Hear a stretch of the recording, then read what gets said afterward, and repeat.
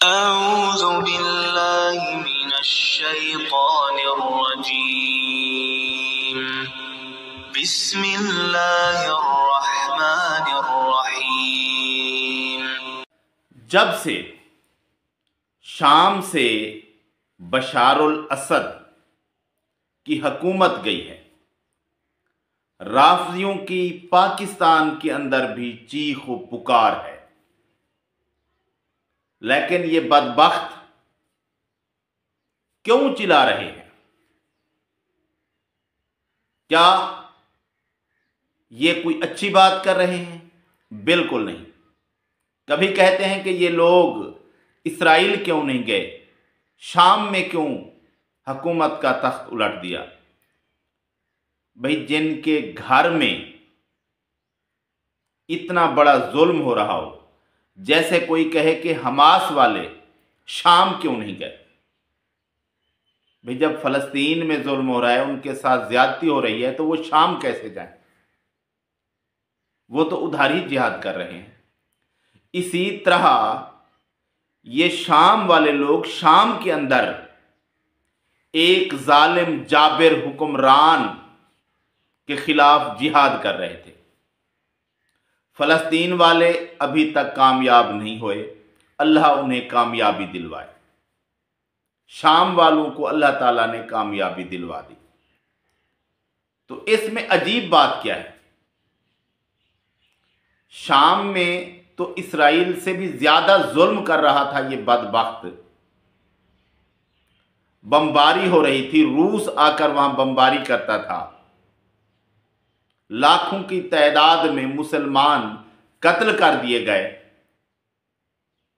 یہ کوئی چھوٹی موٹی بات نہیں ہے، لوگوں کے ساتھ بہت بڑا ظلم ہو رہا تھا، تو وہ لوگ اپنے ملک کے اندر اپنے ملک کو ایک ظالم جابر حکمران سے آزاد کروا رہے تھے، اس کی جنگ لڑ رہے تھے، اور وہ کامیاب ہو گئے۔ تو اس میں فلسطین کا معاملہ کہاں سے آ گیا؟ اور یہ جو چیخو پکار کر رہے ہیں، کیا یہ صحیح لوگ ہیں؟ یہ کہتے ہیں کہ شام کے اندر ہمیں بی بی زینب رضی اللہ تعالی عنہ کے مزار پر نہیں جانے دیا جائے گا۔ کیا کرو گے وہاں جا کر تم؟ بدبختو، شرک کے سوا تمہیں آتا کیا ہے؟ وہاں جا کر شرک پھیلاؤ گے؟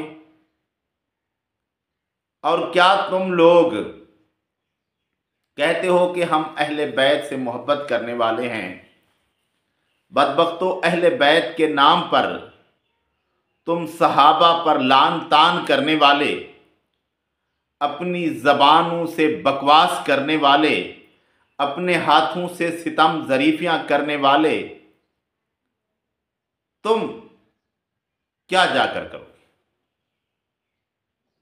اسی طرح ان بدبختوں کی چیخو پکار کے جواب میں ایک شامی نے کہا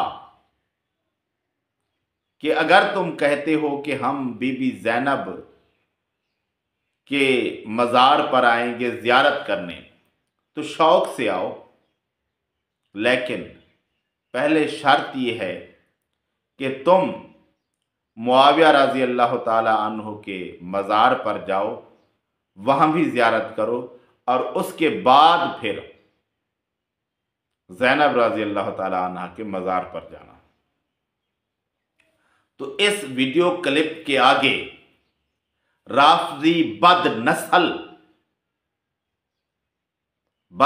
ہی کہنا چاہیے ایسے لوگوں کو، عبداللہ بن سبا کی ناجائز اولاد، ایک ویڈیو اور نتھی کرتا ہے اس کے ساتھ، جس میں معاویہ رضی اللہ تعالی عنہ کے مزار پر یہ رافضی بدبخت ذہن کے خبیث طبیعت کے لوگ معاویہ رضی اللہ تعالی عنہ کا جو مزار بنایا گیا اس پر جوتے مار رہے ہیں۔ قرارات جديدة لمن يريد أن يزور مقام السيدة زينب. تحب تزور؟ أهلا وسهلا، لكن وقف ستوب. عندك تروح بالأول على قبر سيدنا معاوية، تبكي نص ساعة عند سيدنا معاوية، الزور نص ساعة. تبكي ساعة، الزور ساعة. أيوة، غير هيك ممنوع، ما بي أبد. أيوة.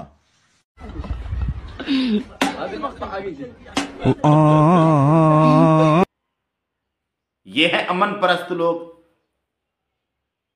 یہ ہے بدبخت، دعوے کرتے ہیں اسلام کے مسلمان ہونے کے، اور ایک صحابی رسول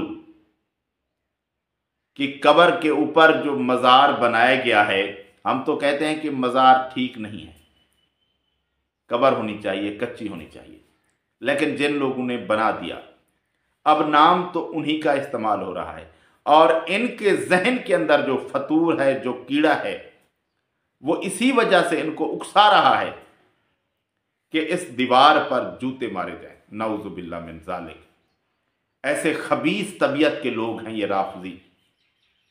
ایک صحابی کے نام پر جو مقبرہ بنایا گیا ہے، اس پر یہ بدبخت اس ظالم جابر خبیث حکمران کے دور میں جوتے مارتے تھے۔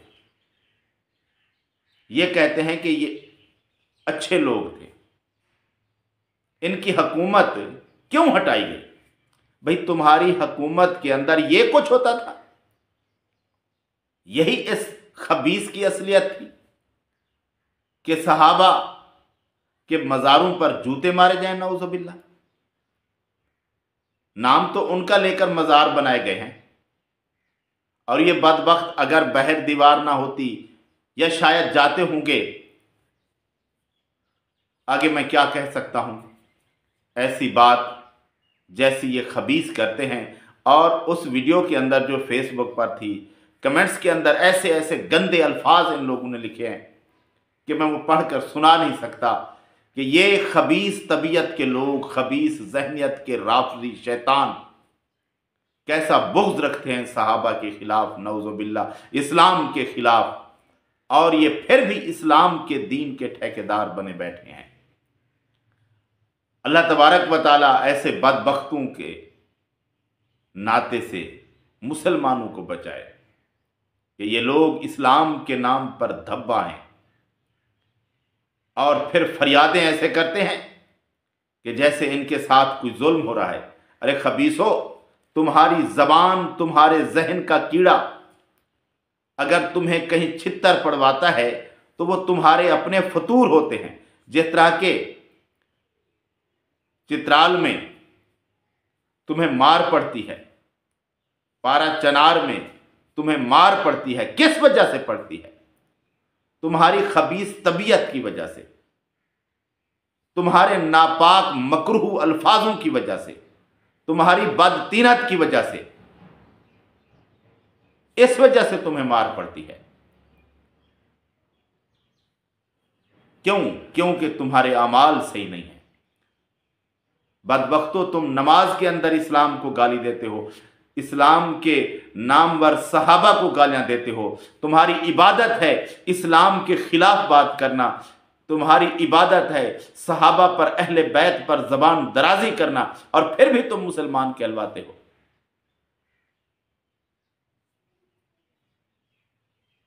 تو یہ ہیں یہ بدبخت لوگ جو اپنے آپ کو مسلمان بھی کہلواتے ہیں، فریادیں بھی کرتے ہیں، روتے بھی ہیں، پیٹتے بھی ہیں، لیکن ان کا ہر کام اسلام کے خلاف ہے، ہر ان کی عبادت صحابہ کے خلاف ہے، اہل بیت کے خلاف ہے، اور پھر بھی یہ اپنے آپ کو دین کے ٹھیکیدار سمجھتے ہیں۔ یہ ایسے بدبخت لوگ ہیں کہ یہ اپنی عبادات کے اندر بھی صحابہ پر تبرہ کرتے ہیں۔ تو کیسا ان کا اسلام، کیسے یہ مسلمان، کیسا ان سے برتاؤ کرنا چاہیے؟ تو ٹھیک ہوا یہ شام سے گئے کہ ان رافضیوں کی حکومت جو تھی وہ مسلمانوں کے لیے ایک عذاب سے کم نہ تھی، اور اللہ تبارک و تعالیٰ نے وہ عذاب ہٹا دیا۔